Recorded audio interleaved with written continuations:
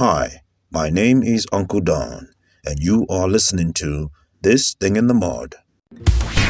Lagos is one of the busiest cities in the world, where you find probably the highest number of hawkers selling goods in traffic and on the streets. The spirit of determination would make you wonder if God created us differently. From children to adult, people from different parts of this country walking round the clock to make a living on the streets of Lagos. But the idea of having kids hawk items or even beg in traffic has always been a concern to me. It is an issue that would bother on the hearts of every concerned human being who understands the risk and the madness of all of this. And in today's story titled Pure Water is What is in the Mud.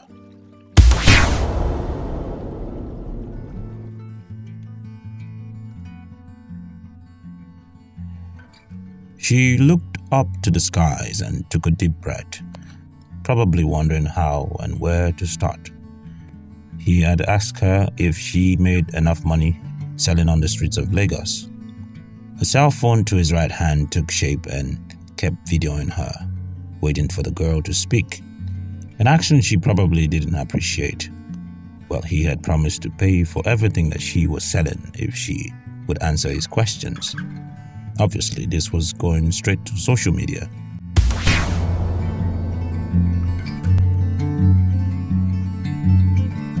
After a few seconds of a suspicious gaze, she gave a little smile and started mumbling words in Yoruba. "I live in Koshofe," she said, "and spend most of my time on this route, dodging buses and selling bottled water to Lagos travelers."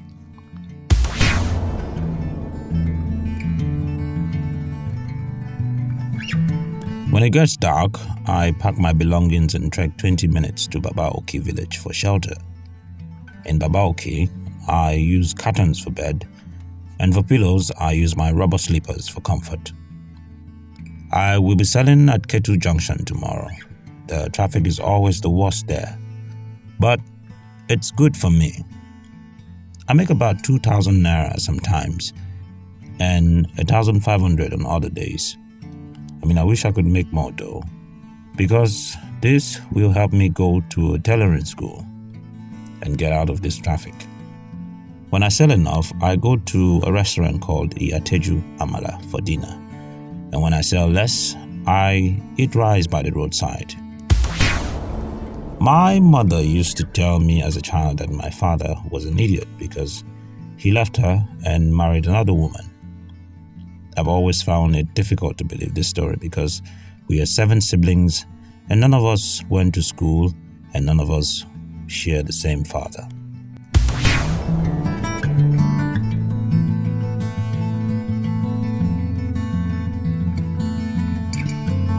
Before she died, my mother worked at Mile 12 Brothel, a common house for prostitutes. She smoked a pack of cigarettes every day, and we occasionally gave her money from ourselves, me and my sister.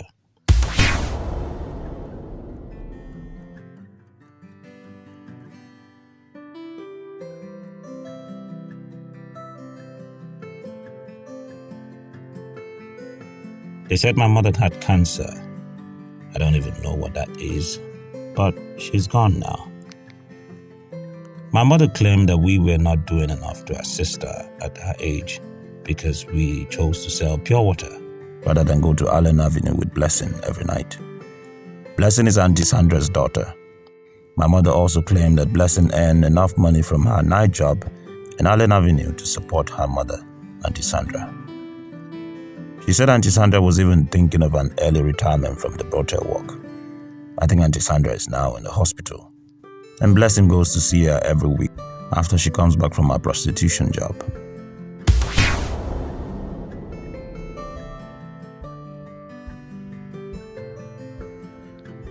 The last time I saw my sister was 3 weeks ago in Iyanupaja. She was running across a bus to sell pure water to a man. We had decided to try that part of Lagos to see if we could make more money for her school uniform. She wanted to start a government school. When she didn't come back, I cried like my heart had been ripped off, and Lagosians in their typical fashion rallied with me to search for her. When they didn't find her, everyone left me, and it felt like the whole world was empty. The police had asked me for her picture to help identify her, but I can't seem to remember the last time that she took a picture, or I took a picture, or we even took a picture together. I don't even have a phone. Now, my sister had always been next to me since she was a child.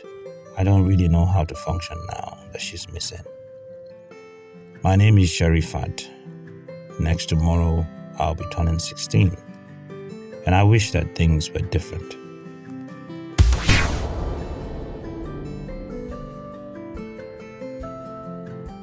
Now she lay her head down, and to the gentleman who was videoing her, she looked up to him and walked away.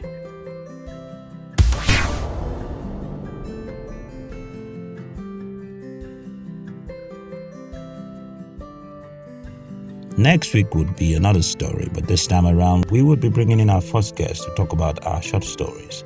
It is born out of the desire to make sure that we talk about stories that concern us and stories that borders on our community and humanity. I hope that you have a wonderful day and stay blessed. The name is Uncle Don.